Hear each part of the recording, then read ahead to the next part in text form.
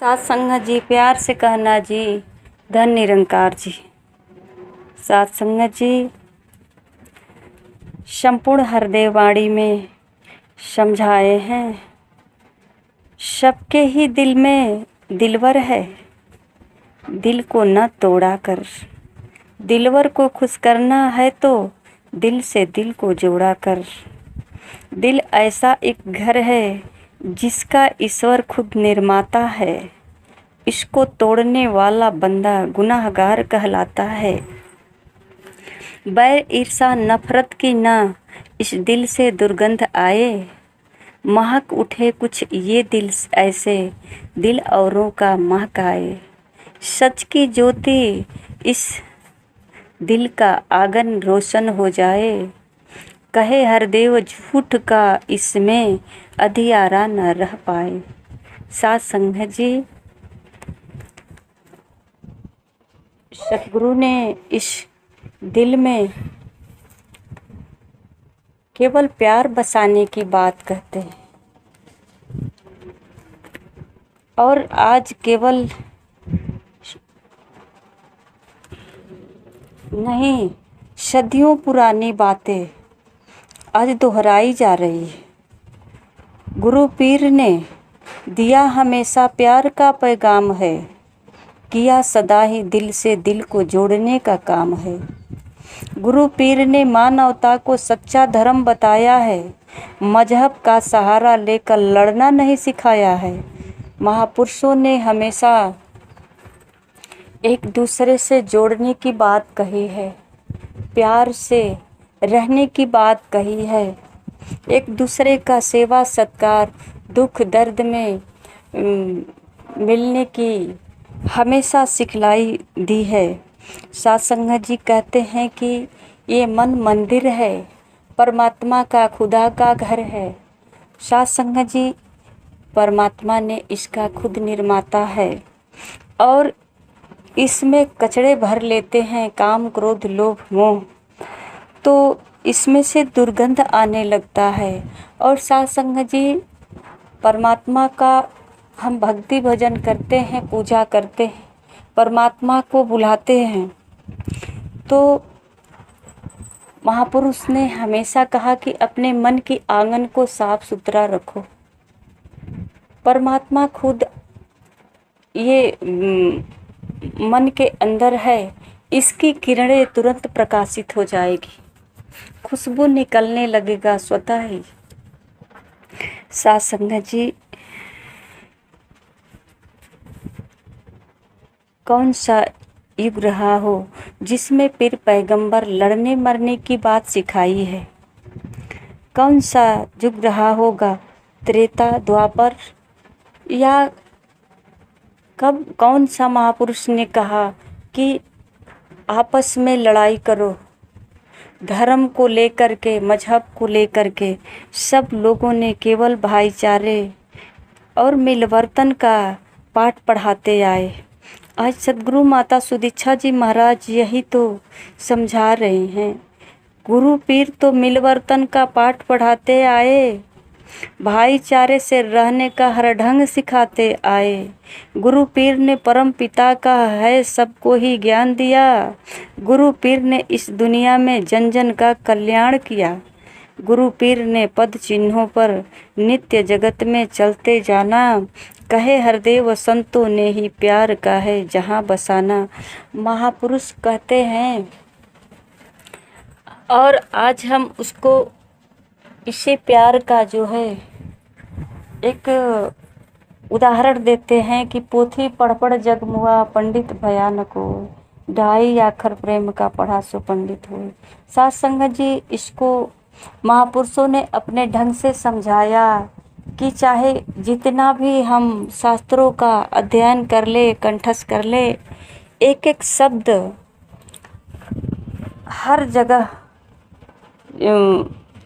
चिल्ला चिल्ला करके माइक लगा करके बकते रह जाएं, सुनाते रह जाएं, पर सात संगत जी, ये दिल में जब प्रेम की ज्योत नहीं जगती तो सात संगत जी, ये ज्ञान, ये जो हमने शास्त्रों का अध्ययन किया, एक केवल ऊपरी सतह तक रह जाएगा। इसको केवल शब्दों से खेलने की बात कहते हैं कि शब्द से खेलना हुआ। जैसे कि एक व्यक्ति को भूख लगी है और एक व्यक्ति अपने आप को ज्ञानी समझ करके कहता है तुझे पता नहीं, रोटी से पेट भर जाएगा और रोटी में स्वाद अच्छा है, रोटी फ़ायदेमंद है, दाल रोटी खा लो, दाल में प्रोटीन मिलता है। इस तरह का बहुत सारे व्याख्यान करते हैं। रोटी रोटी कहते सिखाते गए, पर बताए नहीं कि रोटी उपलब्ध कहाँ से होगा। रोटी को अगर उपलब्ध होगा तो फिर रोटी को खाओगे, रोटी खाने से भूख मिटेगी, फिर रोटी आएगा कहाँ से। तो साध संगत जी केवल रोटी के बारे में ही बताते गए कि रोटी से पेट भरेगा, रोटी में स्वाद है, रोटी ऐसा होता है, दाल वैसा होता है। ये सब बताने से कभी पेट नहीं भरने वाला है। तो प्रेम का केवल पढ़ाई पढ़ने से प्रेम नहीं होगा साध संगत जी। प्रेम तो कहते हैं कि ये परमात्मा का घर है, दिल में दिलवर है और इसे बनाने वाला भी दिलवर ही है, ईश्वर ही है, और ईश्वर इस मन के अंदर विराजमान है। पर साध संगत जी अज्ञानता के कारण हमारा मुख कभी अंतर्मुख नहीं हुए, ये बहिर्मुख बाहर ही बाहर लड़ते रहे, झगड़ते रहे, बैर विरोध तोड़ फोड़ अनायास इसी में उलझते चले गए। इतनी दूरी हो गई परमात्मा से, ये भीतर बैठा इशारा नहीं समझ पाए परमात्मा का। कभी शांत होते तब तो परमात्मा का इशारा समझ पाते। हर समय इशारा हुआ। जीवन में गुरु पीर भी आए पर उनकी बात समझ में नहीं आई। सचेत किया कि ठहर जा, सावधान हो जा। साध संगत जी जो ठहरा, सावधान हुआ, वो समझ गया। भगवान बुद्ध के जीवन की एक कहानी कहते हैं महापुरुष कि भगवान बुद्ध जी एक जंगल की तरफ जा रहे थे तो कुछ लोगों ने रोका कि उधर मत जाइए, एक डाकू रहता है, अंगुली माल डाकू। तो साध संगत जी भगवान बुद्ध ने किसी का नहीं सुना, उस तरफ चले गए। और जब गए तो वो अंगुली माल डाकू से मुलाकात हुई। तो साध संगत जी उन्होंने भगवान बुद्ध को देख कर के बोला कि ठहरो, पर साध संगत जी भगवान बुद्ध ने चलते गए। दोबारा आवाज़ लगाए ठहरो, फिर भी भगवान बुद्ध ने चलते गए। तीसरी बार जब आवाज़ लगाए कि ठहरो, तो भगवान बुद्ध ने कहा कि मैं तो ठहर गया, पर तुम कब ठहरोगे। कुछ ऐसे ही कहानी के माध्यम से बताना चाहते हैं, उदाहरण देना चाहते हैं कि गुरु की नज़रों से नज़र मिल जाती है। गुरु के शब्दों से जब शब्दों से स्पर्श होता है तो मानव के जीवन में उजाला होता है, और वो ज्योति जो परमात्मा का अंश है उसमें जो है जैसे चुम्बक को लोहे पकड़ता है, उसी प्रकार साध संगत जी जब महापुरुष सामने आते हैं और जब महापुरुष का सामना होता है तो साध संगत जी शब्दों के स्पर्श से मन के अंदर एक घटना घटती है जो धीरे धीरे बदलाव होने लगता है। वो मन के अंदर प्रकाशित होने लगता है, उसके अंदर सात्विक ऊर्जा भरने लगता है और साध संगत जी उसमें बदलाव आ जाता है। इसी प्रकार साध संगत जी कहते हैं कि भगवान बुद्ध के स्पर्श से, शब्दों के स्पर्श से ही अंगुली माल डाकू के अंदर बदलाव आने लगा और वो अपने आप को बदल डाला। वो उस शरीर उसका तो नहीं बदला, वो जो था वही शरीर था, पर उसका जो कर्म था, जो स्वभाव था, संस्कार था, वो सब बदल गया। उसके अंदर एक सुंदर स्वभाव, महक वाली जो खुशबूदार जीवन बना। साध संगत जी जो भगवान बुद्ध के अंदर महक था, जो खुशबू था, वो उनके शब्दों से अंगुलीमाल डाकू के अंदर प्रवेश किया। और अंगुलीमाल डाकू के अंदर जब प्रवेश किया तो सासंग जी उनके अंदर बदलाव आया। तो इसलिए संत महापुरुष कहते हैं कि महापुरुषों का संग करेंगे, महापुरुषों के साथ रहेंगे तो इनके शब्दों से, इनके स्पर्श से, इनके आँखों के द्वारा मतलब कि इनके बातचीत संग रहने से, जैसा कि महापुरुष उदाहरण देते हैं ना कि जैसी संगत वैसी रंगत, तो वैसा रंग चढ़ने लगता है। तो महापुरुषों के संग रहने से ये सासंग जी मन पे जो है महापुरुषों का प्रभाव पड़ने लगता है। महापुरुषों का संस्कार उसमें जो है उसके अंदर से उभरने लगता है और इसका बदलाव आता है। अब ये सुंदर स्वभाव वाले हो जाता है। और सासंग जी आज कोई नई बात नहीं है, ये तो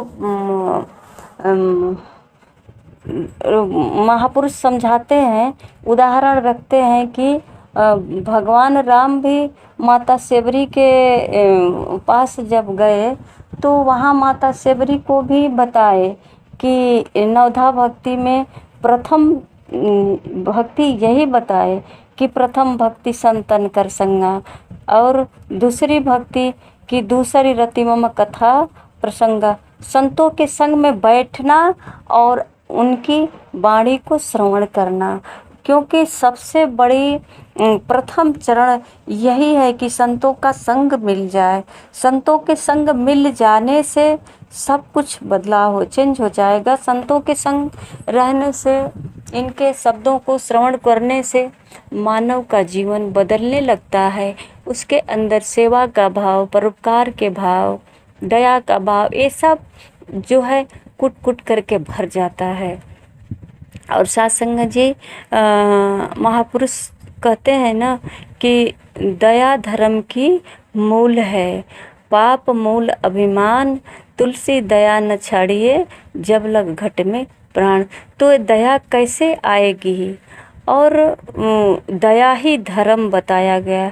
यहाँ तो धर्मों को लेकर के कितनी लड़ाइयाँ चल रही है, पर सासंग जी महापुरुषों ने अपना अनुभव रखा, समझाया कि हमें अलग से कोई धर्म नहीं है, ये मानव का केवल दया ही धर्म है।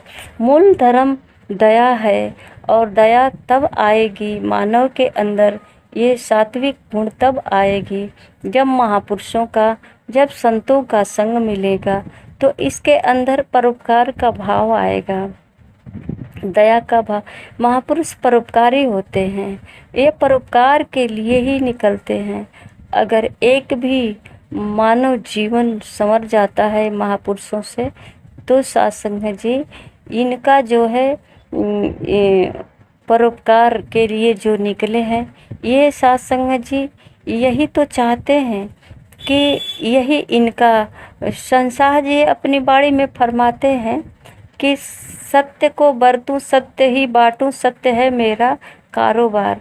इनका यही कारोबार होता है, सत्य बोलना, सत्य दूसरे को समझाना, सत्य से जोड़ना, खाना पीना हर मतलब कि सत्य ही है। सत्य के राह पे चलते हैं और सत्य से सबको जोड़ते चलते हैं। तो कुछ लोगों ने अनसुना किया, कुछ लोगों ने समझा नहीं, पाखंड समझ करके कुछ लोगों ने सताया महापुरुषों को, बहुत दुख दिया। इस सत्य को दबाने के लिए, सत्य की आवाज़ देने से रोका, बहुत कठिनाइयों से इस सत्य को महापुरुषों ने प्रकट किया। सासंग जी ये हर युग में ऐसा ही हुआ, सत्य के आवाज़ देने वालों को दंडित किया गया, प्रताड़ित किया गया कि वो सत्य की आवाज़ न दे पाए। और सासंग जी जो इसको समझा जाना, वो अपने जीवन को सफल किया। वो अपने मरते दम तक सत्य को नहीं छोड़ा।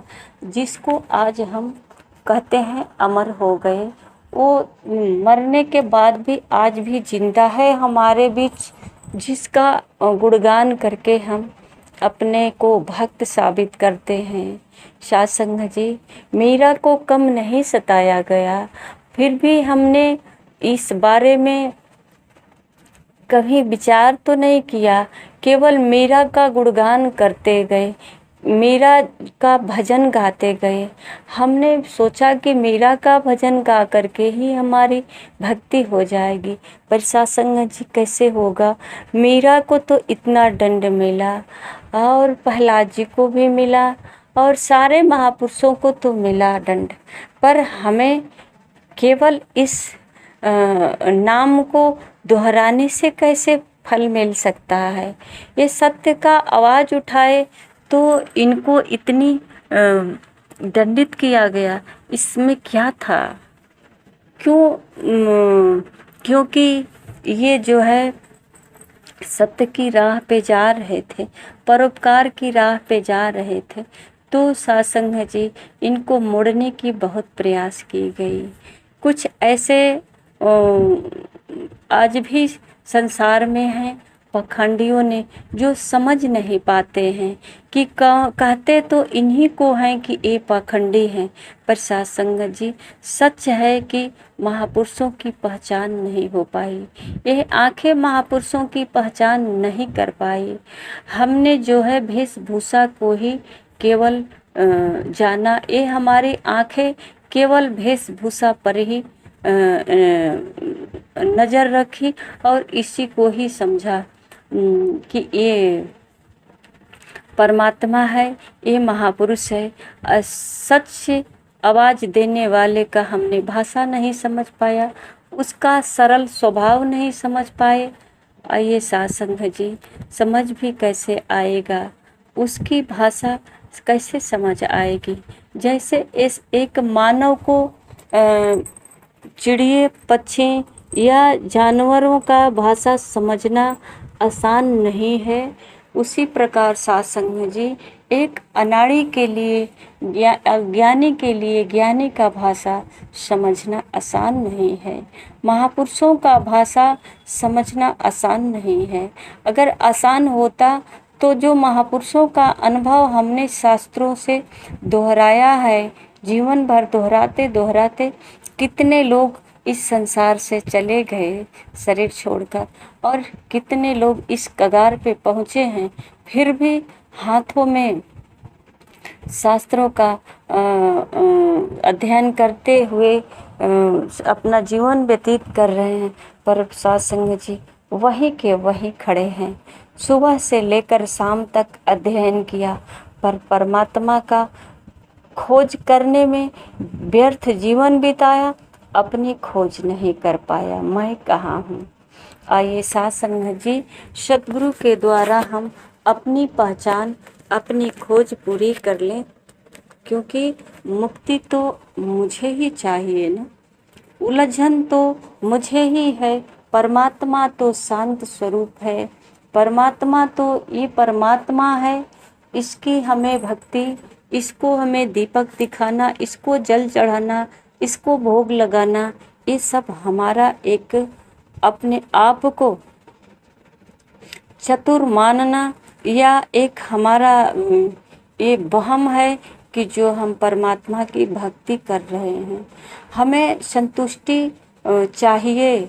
हम एक अपने आप को संतावना के लिए सब करते जा रहे हैं, पर इससे हमको संतुष्टि मिलने वाली नहीं है, न किसी को मिली है न मिलेगा, बल्कि अहंकार और मजबूत होता जाएगा, और जो है ज्ञान का अहंकार होगा, भक्ति का अहंकार होगा, अपने सत्य धर्म का अपना अहंकार होगा। पर साध संगत जी धर्म फल फूल चढ़ाना नहीं है, धर्म शास्त्रों का अध्ययन करना नहीं है। साध संगत जी झूठ बोलना न छूटे, सच छल करना न छूटे, और किसी को तड़पाना न छूटे, किसी को दुख देना न छूटे, किसी को नीचा दिखाना न छूटे। तो साध संगत जी काहे के लिए भक्ति, काहे के लिए उपवास और कैसा धर्म ये धर्मियों का काम नहीं है। अगर सत्संग जी